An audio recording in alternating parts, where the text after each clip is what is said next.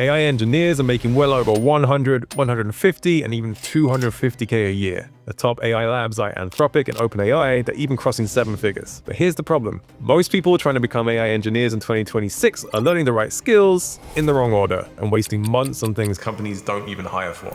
In this video, I'll be sharing the step-by-step guide to becoming an AI engineer that companies will kill for. In case you haven't met yet, hello, my name is Tom. Let's break it down. What is an AI engineer and how are they different? Okay, first things first. What actually is an AI engineer? This is a great place to start because with all the noise around AI, if you don't get it clear now, you might spend months studying the wrong thing. An AI engineer builds software applications that use AI as a core feature. For example, if you use ChatGPT on the web or on your phone, that was built by AI engineers. Someone had to design how that interface talks to the model, how to handle your conversation history, and how to stream the response back to your device. However, and this is important, there are 3 roles that people tend to mix up, so let's clear that up now. Data engineers collect and organize raw data. They build the plumbing, making sure the right information flows to the right place at the right time. Machine learning engineers build and train the AI models themselves. They're the ones deciding what data to train it on and how to make it perform better. AI engineers take those finished models and build the actual products people use. So it's not about training the model, it's about plugging it into something useful. And here's why that matters. AI engineering is by far the most accessible starting point of the 3. You don't need a PhD, and you don't need to understand the linear algebra behind how attention mechanisms work. You just need to know how to write code and connect existing AI tools together to solve real problems. That's the job. By the way, if you want one-on-one mentorship from engineers already working in AI roles, check out Mentor Crews in the description below. Master the engineering in AI engineer. Before you touch anything to do with AI, you need to be able to write clean working code. This is where most people get it backwards. They jump straight into AI tools, build a chatbot in an afternoon, and then they wonder why no one's hiring them. That's because companies don't need to hire people who can follow a tutorial. They want engineers who can ship reliable systems. Put it this way, would you hire a chef who can pick amazing ingredients but can't actually cook? Probably not.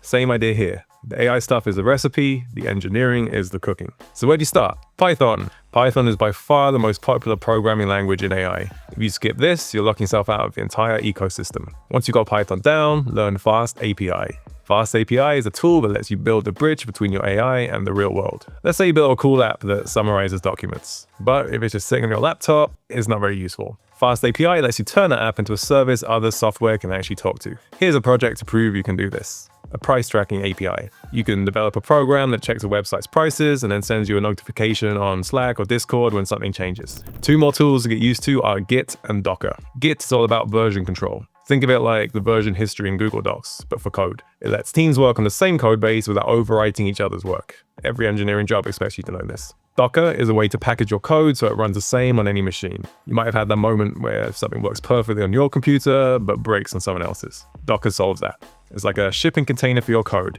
Everything stays in one place and it runs exactly the same wherever you put it. Get these fundamentals locked in before moving on. They're not the exciting part, but they're the part that gets you hired. The API and LLM orchestration layer. Here's something that surprises a lot of people. In 2026, AI engineers don't build AI models, they use them. Building a model from scratch is like building a car engine when you're learning to drive. You're meant to understand how to use the car, not be a mechanic. A bunch of PhDs already did the work to develop the models, so you can just focus on getting the value out of that work. So how do you actually use these models? APIs. An API is like a menu at a restaurant. You don't need to know how to cook the food, you just read what's available and place your order. OpenAI has a menu, Anthropic has a menu, DeepSeek has a menu. You pick what you need, send a request, and you get a response back.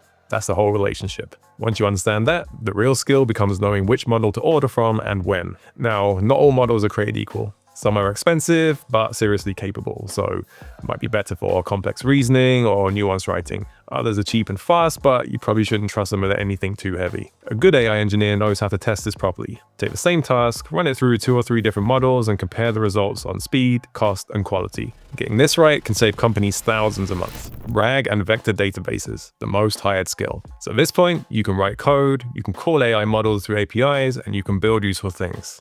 But there's a problem. Those AI models only know what they were trained on. Ask ChatGPT about your company's vacation policy and it will have absolutely no idea. Ask it to search for your customer records and it might just make something up. That's where RAG comes in.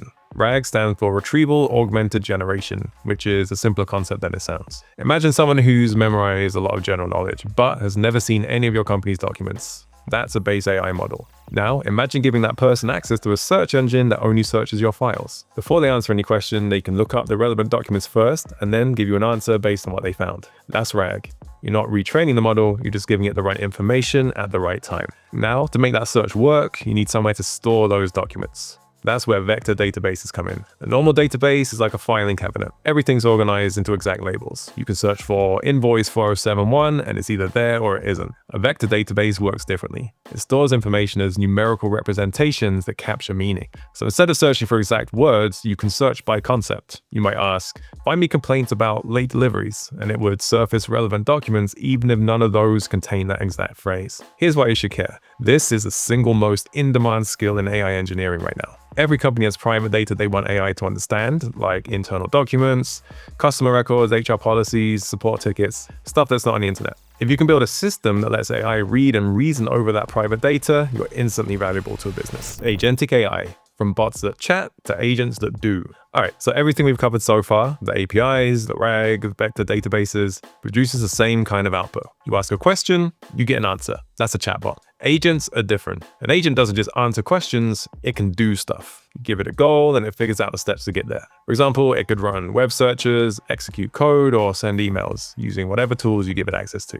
So instead of asking, what's the weather like tomorrow, and getting a text response, an agent might check the forecast, see it's gonna rain, and then text you a reminder to grab an umbrella. You didn't ask for each of those steps, it just decided what needed doing and it did it. So the difference is going from software that responds to software that acts. Now, things get really interesting when you have a bunch of agents working together. That's where tools like LangGraph and Crew AI come in.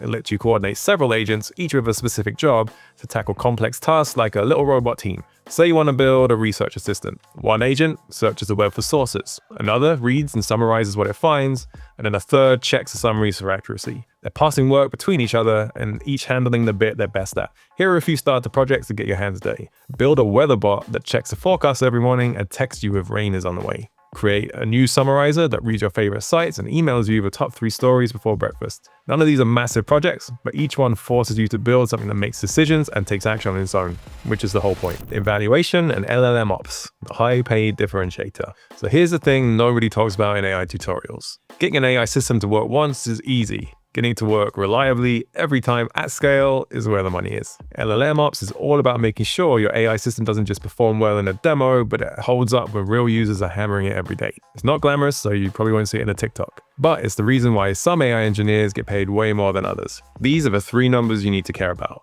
First, latency. How fast does your system respond? If a user asks a question and then has to wait 15 seconds, they're gone. Speed matters. Second is cost. Each time your app calls an AI model, that costs money. If you're making thousands of calls a day and you haven't optimized which model you're using or how much data you're sending, you can burn through your budget really fast. Third is accuracy. How often does your system actually get it right? And more importantly, how do you even know if it is getting it right? With traditional software, a function either returns the correct number or it doesn't. With AI, the output is text, and correct is harder to measure. That's what makes this skill so valuable. Here's how to start practicing this now. Take one of the projects you've already built, like the email summarizer or the news bot, whatever. Create a list of test cases. Is this email urgent? Should this article make the top 3? Run your system through them and track the results. What percentage does it get right? Where does it fail? And where can you make it better? That's evaluation. And the engineers who do this well are the ones companies trust with their production systems. Good versus bad AI engineer portfolios. Okay, so you've built the skills. Now you need to prove it. And this is where a lot of people shoot themselves in the foot.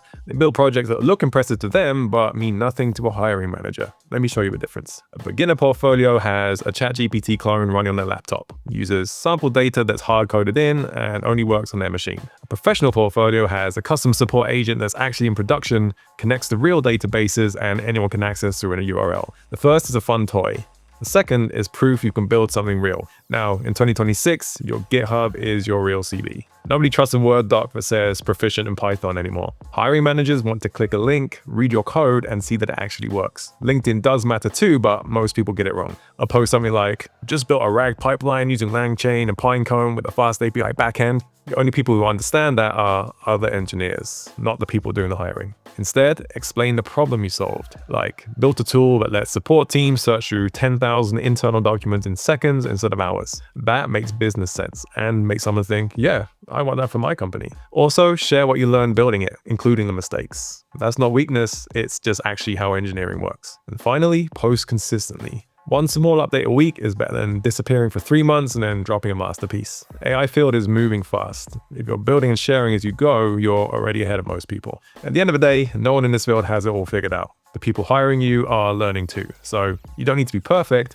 you just need to show that you're building, you're thinking, and you're not waiting for permission. AI engineering isn't about being the smartest person in the room. It's about learning the right skills in the right order. If you start now and stay consistent, 2026 will be your year. If you want guidance from people already inside companies like OpenAI and Anthropic, check out Mentor Crews below. Or watch the video on screen to learn how to build a resume that actually gets you interviews. I'll see you in the next one.